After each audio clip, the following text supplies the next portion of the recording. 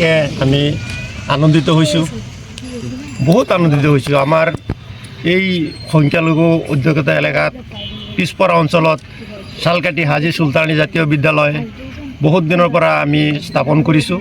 এই বিদ্যালয়ৰ আমাৰ যিকেইজন SMC আছে, বিশেষকৈ আমাৰ স্থায়ী সভাপতি হবিবুৰ ৰহমান চাহাব, আমাৰ বিদ্যালয়ৰ ভাইচ প্ৰেচিডেণ্ট আবুল কালাম, ৰিংকু আদি কৰি বিদ্যালয়ৰ যিকেইজন আমাৰ বিষয়ববীয়া তথা শিক্ষক ষ্টাফ আছে, সকলোকে মোৰ অন্তৰৰ পৰা আন্তৰিক শুভেচ্ছা জ্ঞাপন কৰিছোঁ।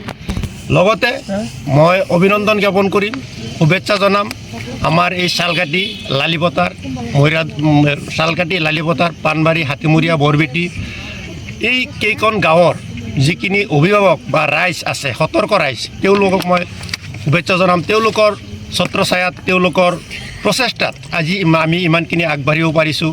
লগতে আমি ধন্যবাদ জনাম আমাৰ আজি এই 2025 বৰ্ষত আমাৰ হায়াৰ মেট্ৰিকৰ যিখিনি ৰিজাল্ট, যিমান ষ্টুডেণ্টৰ গাৰ্জেন আছে, তেওঁলোকক আমি আন্তৰিক অভিনন্দন জ্ঞাপন কৰিছোঁ। এই স্কুলৰ কাৰণে আমি যথেষ্ট ত্যাগ কৰিছোঁ আৰু আগলৈকে কৰি যাম। এইবছৰ আমাৰ 30জন ষ্টুডেণ্টে পৰীক্ষা দিছিলে, তাৰ ভিতৰত 26জনে আমাৰ ফাৰ্ষ্ট ডিভিজন পাইছে, ষ্টাৰ মাৰ্ক পাইছে 2জনে, বাকী 4জন ছেকেণ্ড ডিভিজন পাইছে। গতিকে 2জনে ছেকেণ্ড ডিভিজন পাইছে। গতিকে এইখিনি কৰাৰ কাৰণে, এই ফলাফলৰ কাৰণে আমি নতুন আনন্দিত হৈছোঁ। আগত কৰিব পাৰোঁ, ৰাইজৰ উৎসাহ আছে আৰু আমিও আগলৈ উৎসাহ কৰি যাম। মই শালকাটি হাজী চুলতান আলী জাতীয় বিদ্যালয়ৰ উপাধ্যক্ষ হওঁ। এইবাৰ চূড়ান্ত পৰীক্ষাৰ যিটোৰ ফলাফল হৈছে মেট্ৰিক পৰীক্ষাৰ, আমি খুবেই আনন্দিত হৈছোঁ। এইবাৰ আমাৰ 30জন ছাত্ৰ ছাত্ৰীয়ে মেট্ৰিক পৰীক্ষাত অৱতীৰ্ণ হৈছিল। তাৰে ভিতৰত 26জন ছাত্ৰ ছাত্ৰীয়ে ফাৰ্ষ্ট ডিভিজন পাবলৈ সক্ষম হৈছে, 2জন ছাত্ৰ ষ্টাৰ মাৰ্ক আৰু 2জন ছাত্ৰীয়ে ছেকেণ্ড ডিভিজন মাৰ্ক পাবলৈ সক্ষম হৈছে। আমাৰ 100% ৰিজাল্ট হৈছে। এইবাৰ আমাৰ এডমিশ্যন চলি আছে, এডমিশ্যনৰ বতৰ।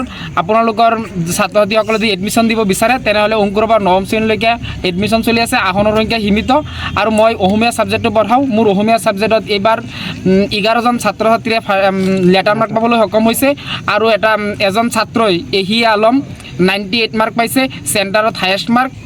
আৰু আমাৰ গাৰ্জিয়ান আৰু আমাৰ অভিভাৱকসকলে আৰু আমাৰ শিক্ষকসকলে একত্ৰিতৰ ফলত ছাত্ৰ ছাত্ৰীসকলৰ যিটো ফল হৈছে তাৰ বাবে আমি খুবেই আনন্দিত হৈছোঁ।